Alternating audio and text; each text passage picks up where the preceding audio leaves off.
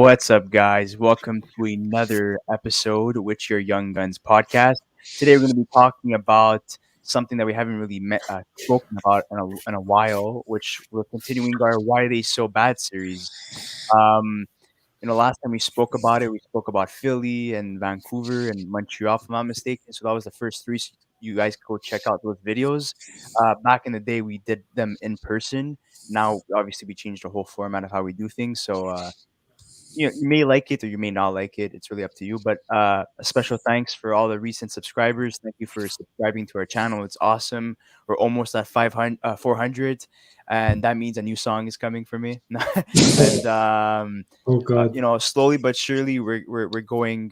We're getting there to 1K, and if we could get there by August, that would be awesome. So starting off with Chicago, essentially, they had one of the best off seasons at the time when looking at it. So, and this was a team that was kind of in the middle, retool, rebuild, whatever. So a lot of things happened. So essentially, Adam Buckfist, a couple of first round picks, Duncan Keith, Brent Seabrook, they were all traded away. They added Marc Andre Fleury for basically nothing. They acquired and signed Seth Jones to an 8-year contract. They got Jake McCabe, Tyler Johnson, Caleb Jones, who's the brother of Seth Jones, uh, Juhar Kara. I don't know if I pronounced that right. Sorry. Judah.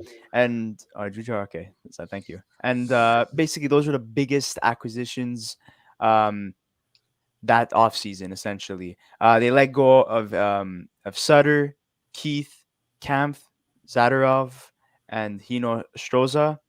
They're not that great. Guys declining in their career, but Pioy Suter was a notable name that left to go to Detroit, and I see that as a loss because he played fantastic with the Brinkat and Kane at the start of the season. They got a healthy Jonathan Taves back who missed all of last season because he was suffering from a chronic inflammatory response syndrome.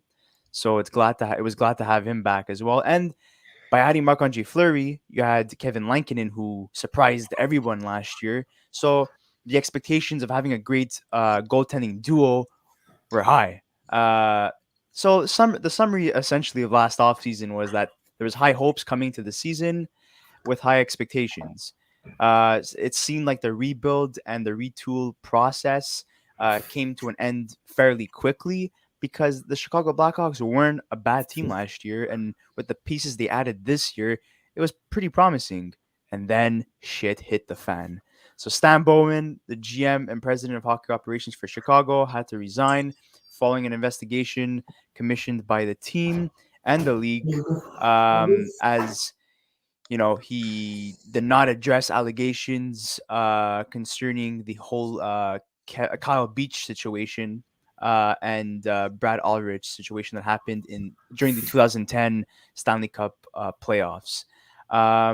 Obviously, the whole TSN interview with Kyle Beach, he came forward, and then a lot of fans, including the hockey world, a lot of hockey fans questioned Kane and Taves's leadership. They called them out, kept on asking questions. The media was really hounding them.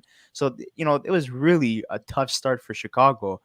Not only that, a horrible start. Chicago Blackhawks original coach that started off the season, Jeremy Colleton, was fired after only recording one win in their first 12 games. He got replaced by Derek King from Rockford of the American Hockey League.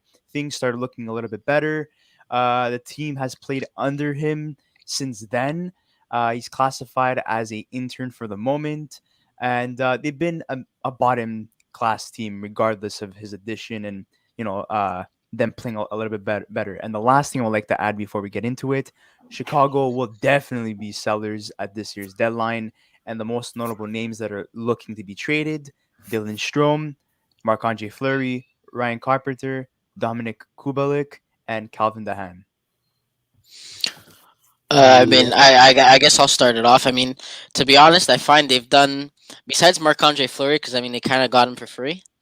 I feel like the Seth Jones trade, while at the time it looked good, I feel like they were putting a lot of faith that Jonathan Tate was going to come back and be the same, and I feel like they were probably hoping that Strome would pick up his game and that that they would have a perfect season with no injuries, and the Han would be playing better than he is now.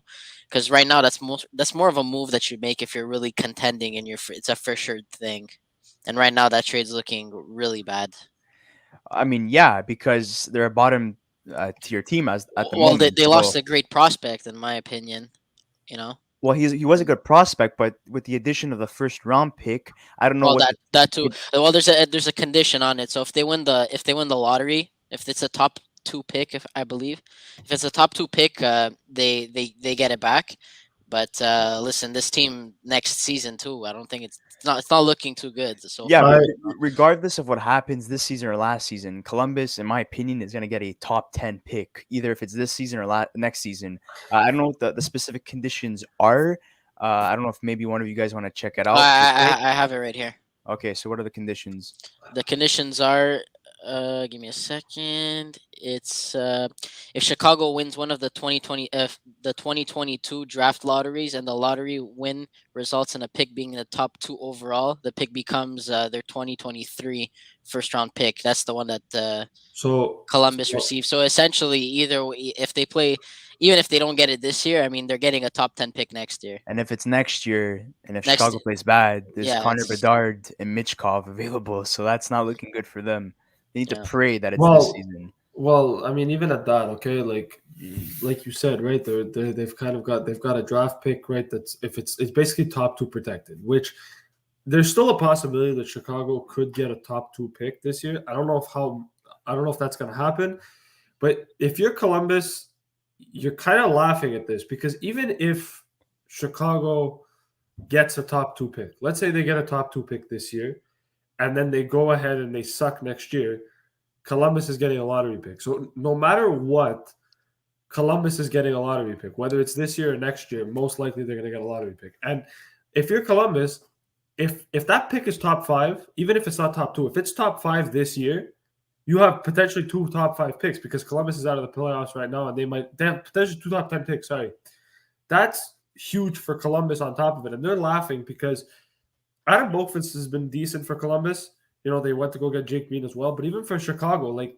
they traded Adam Boqvist away. They traded away two first round picks.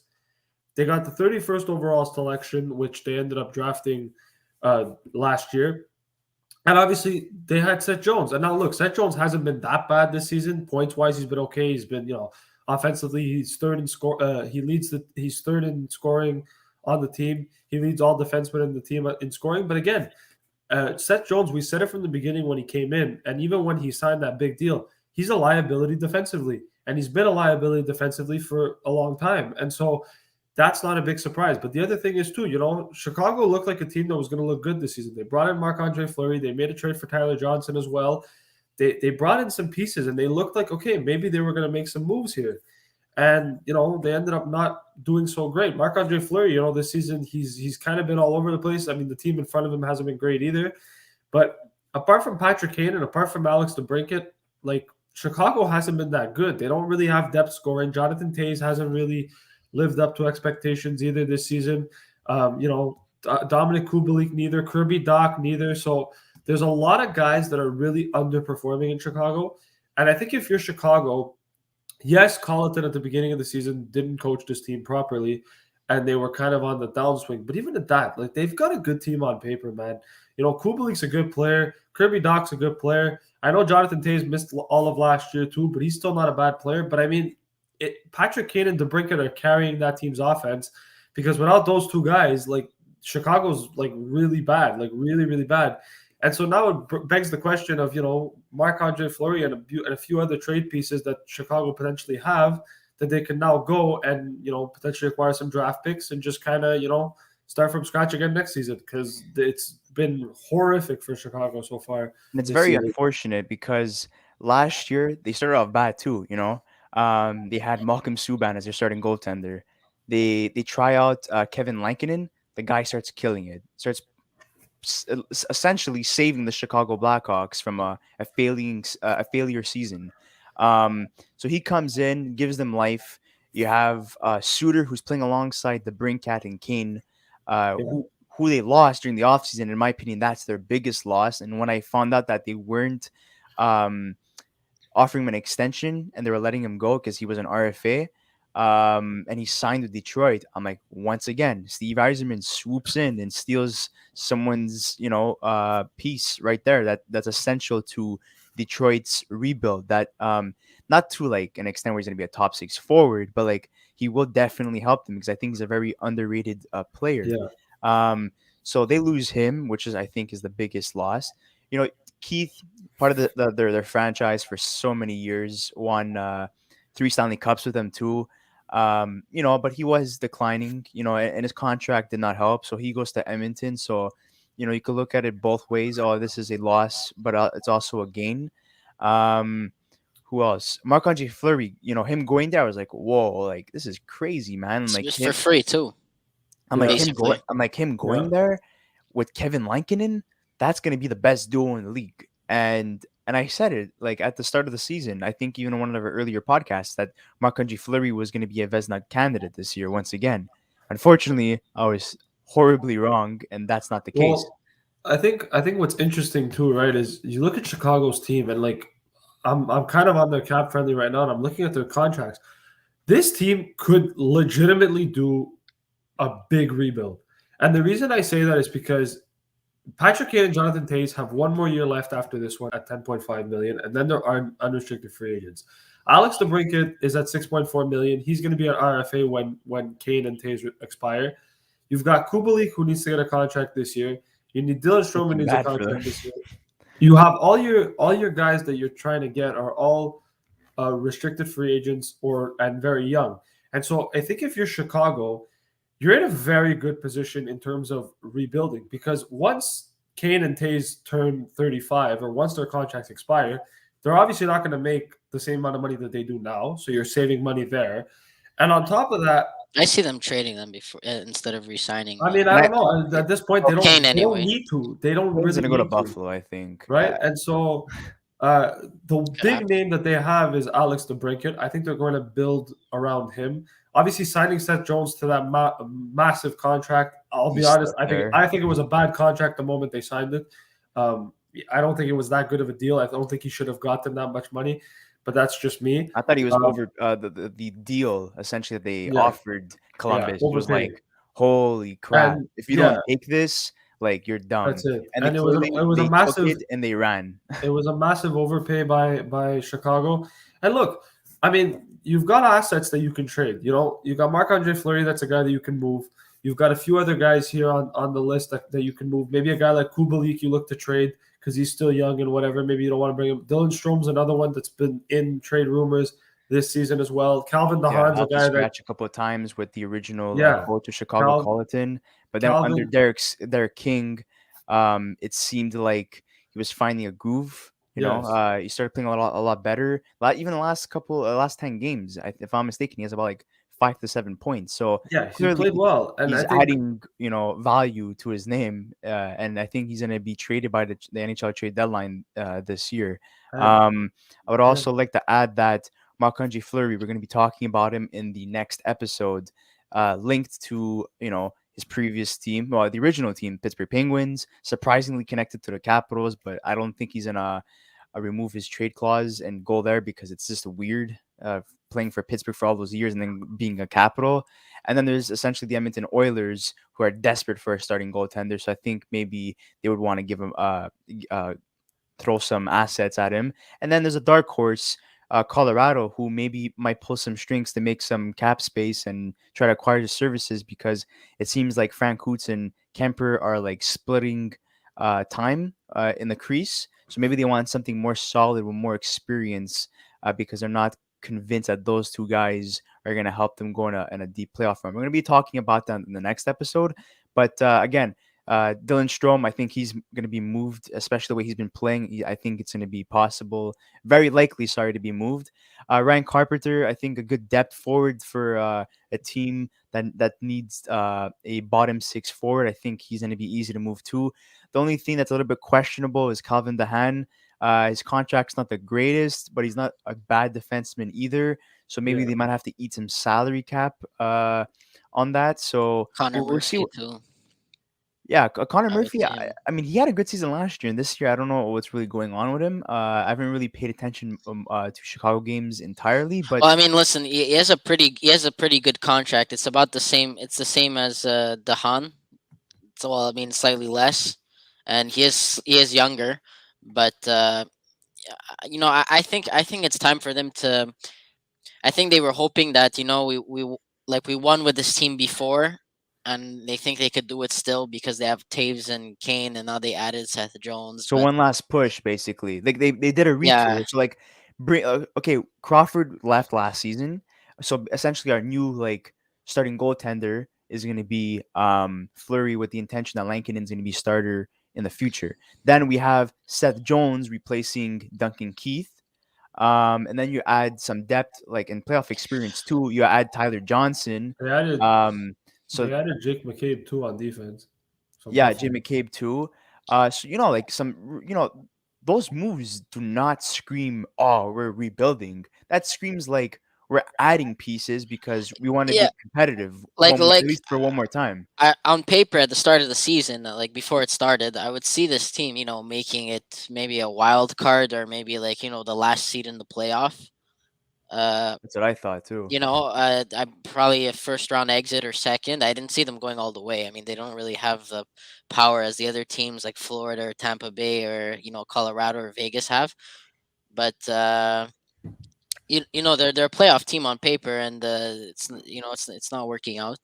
Uh, it, No, it was no, It no one's completely, performing. No one's yeah. performing the way they should, and the defense is horrible, like horrible. The whole team, I think, is at a minus. Like Well, it's look, ridiculous. we saw uh how the beginning of the season went. Flurry was getting peppered with shots, and the defense was a huge cause to that. Essentially, Flurry looked horrible, and it wasn't dude. necessarily his fault. Yeah, he let in some bad goals, but the defensively, how they played, they Dude, didn't help this guy out whatsoever. And then you're looking at him being a Vezina winner last season with Vegas, comparing him to how Flurry started this season, and you're like, holy crap, this is not the same guy. Like, what's going on, man?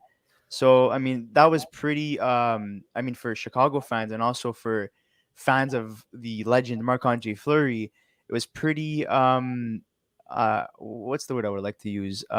Deceiving, essentially, thinking that, oh my God, a Vesna goaltender, is playing so poorly, letting like 5 to 6 goals a game, and we all thought they were going to be bottom last, but dude, essentially they picked it up a little bit, and now Montreal's dead last. But do, do you guys wanna laugh at something?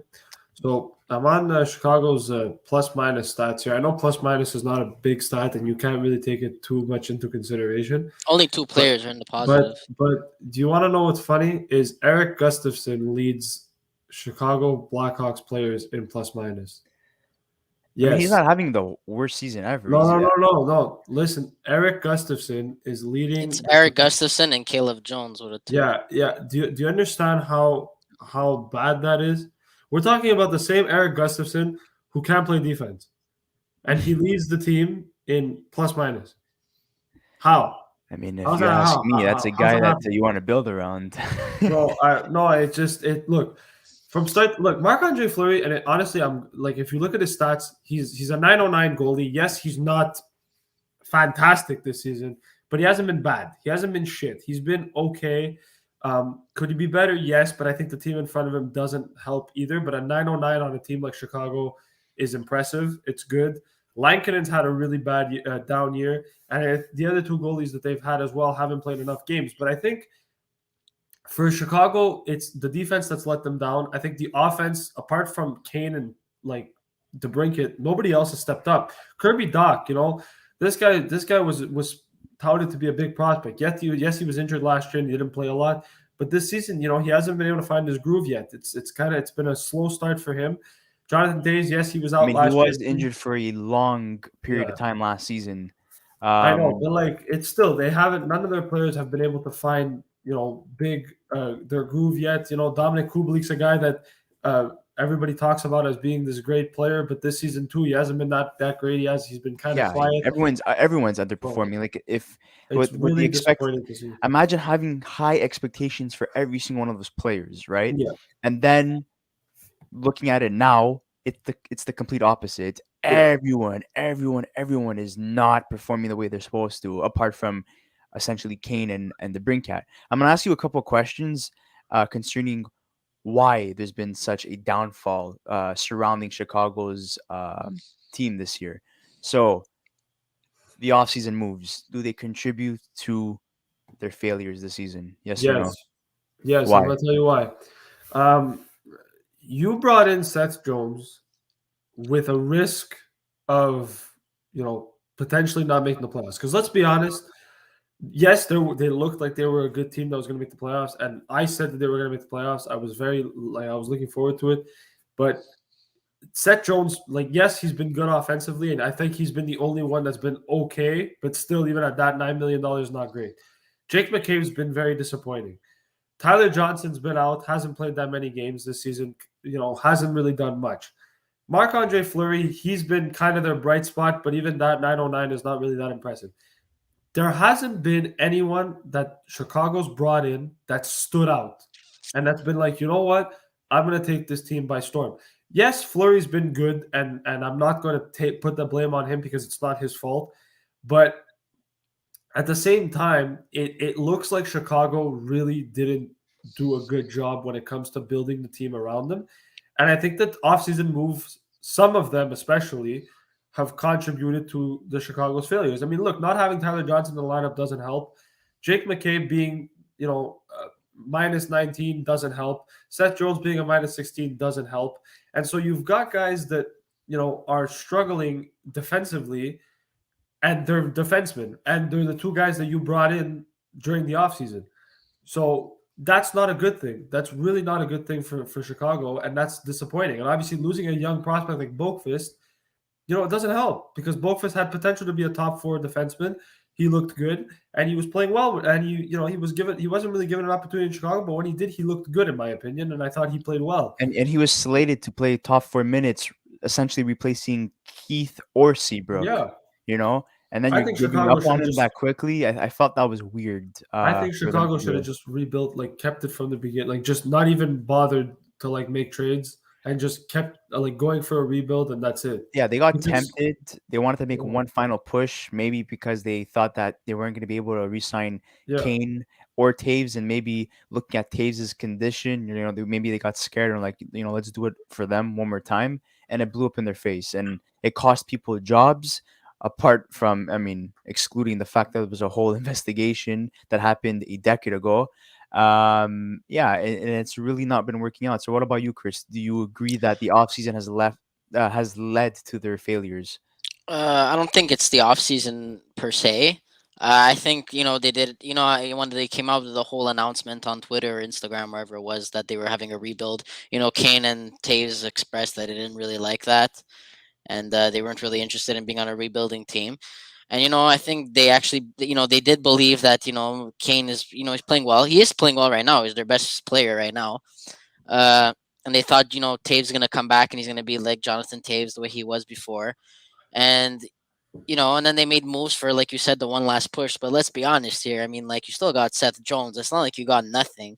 You could still, like, yeah, if it has to come down to it, trade Seth Jones and get a ton of pieces for him too. He's not a bad player. yeah. Who's gonna take that Nine, contract right now, though? That's the thing.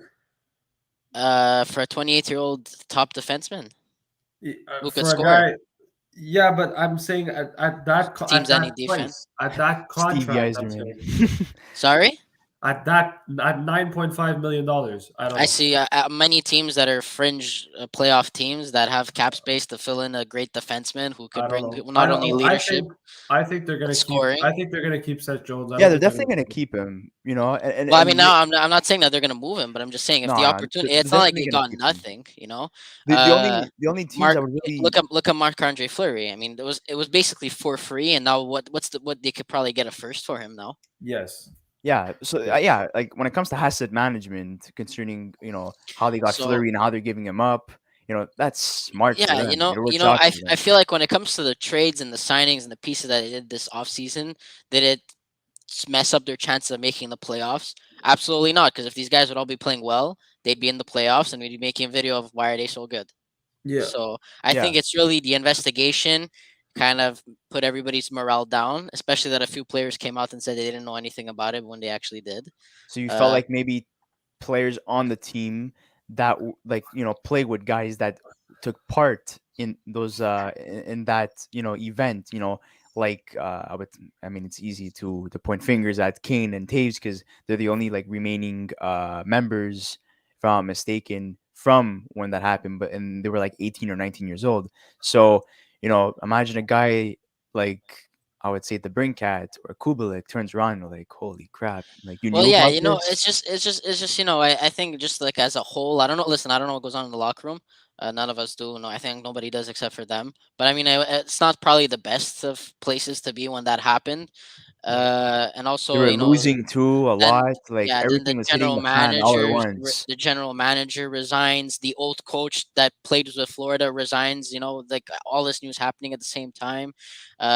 Your old video manager or whatever he was, I'm not too sure what his exact title was. Yeah. Because of him, this whole thing happened. Then you got your coach like gone, and there's a lot of Well, that's change because you're just for a bad head coach and they had yeah, a I get horrible that, but I record. mean, like, there's like a lot of things happening at the same time, and Yeah, and for sure. and then you just have a little bit of a mix of we're not performing well, and then everything goes to shit.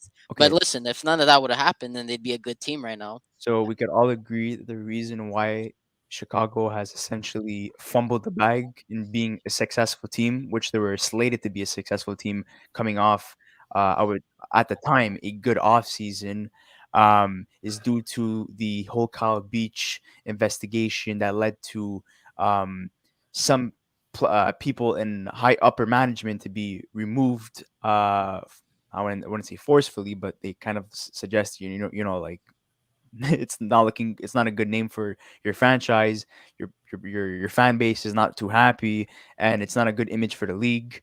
Not only that, players are not playing to their expectations, and overall, the whole coaching management that they had at the time, not the right management to guide a team like they had Yeah. on the ice. Yeah. So I mean, we could all agree on that.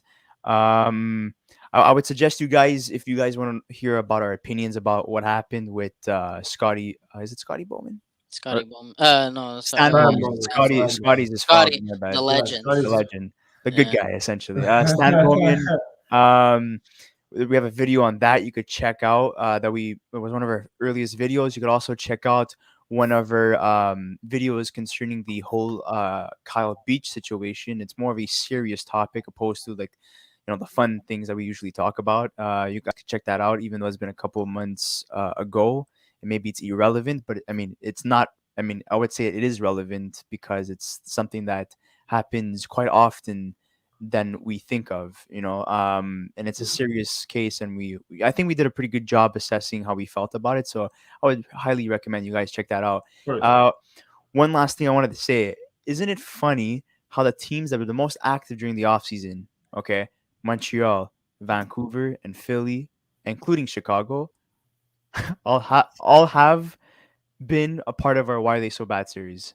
Because it's you know what I think it is. I think sometimes teams tend to go really, really crazy in the offseason, and sometimes all it is just you got to improve your team, but you don't have to improve your team drastically. And I also think it's just a coincidence too. But I think for some extent too, like you look at a lot of teams that make the offseason, like you said, Philly, Montreal, Chicago, just to name a few. Like they went overboard in improving their teams, and sometimes that ruins chemistry, and that sometimes that ruins uh, chemistry with the players, but also morale as well, because you've got guys leaving, you got guys coming in, whatever.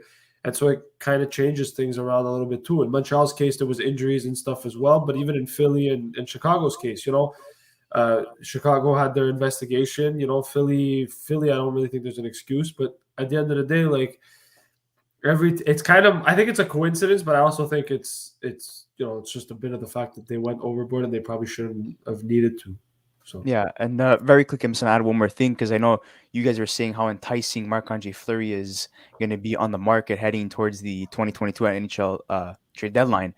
I would like to add Dominic Kubalik. I think is a very underappreciated asset that a lot of players will love Yeah. to add, especially teams like Chris was saying before that are on the fringe, on the cusp of eventually becoming NHL playoff teams, like Detroit, for example. And I would like to say that maybe Steve Yzerman would like to take another player from Chicago and add that to his team because I think Kubalik on a Detroit Red Wings team would be a fantastic addition. Or maybe a team like Buffalo that seems to have like a good core in the making with Alex Tuck and Tage Thompson and Peyton Krebs as well. So there's a lot of teams I would say that would like. I think that's the type of fit that Kubelik fits into the mold, into that type of system. I don't think you should add him to a team that's like heavily like into a win now mode. I think you need to add him to a younger team where he develops with those younger players. So I would throw suggestions for the viewers. Where do you think Kubalik fits if he would get traded essentially at Yeah. the deadline? And out of all the names, Ryan Carpenter, Marc-Andre Fleury, um, possibly Calvin Dehan. Where do you see them going essentially? And Chicago fans, what are your thoughts on this horrible season that Chicago and the city of Chicago and the fan base has gone through essentially with such high expectations and Yeah. so many moves and getting your captain back just to see it all fumble and crumble down? Um, I'm not crapping on you guys, by the way. I'm just saying that that's Uh-huh. just realistically what happened. And, coming from us, Montrealers, it's not easy for us either. So make sure to check out our series of Why Are They So Bad. Check out all the other videos in our playlist. There's so many other content you could check out too. We're going to be continuing our NHL trade rumor videos that are based off trade destinations for certain players that have been linked in trade rumors. We'll be talking about Marc-Andre Fleury this week and Arturi Lehkonen. So check out Yes. for those videos. Thank you so much, guys. Make sure to subscribe to our channel. Make sure to like this video. Check out other content. If there's any Chicago fans out there that don't know of us, tell them to subscribe to our channel to check out this video or any other related Chicago videos. But until then, thank you so much and see you on the next episode.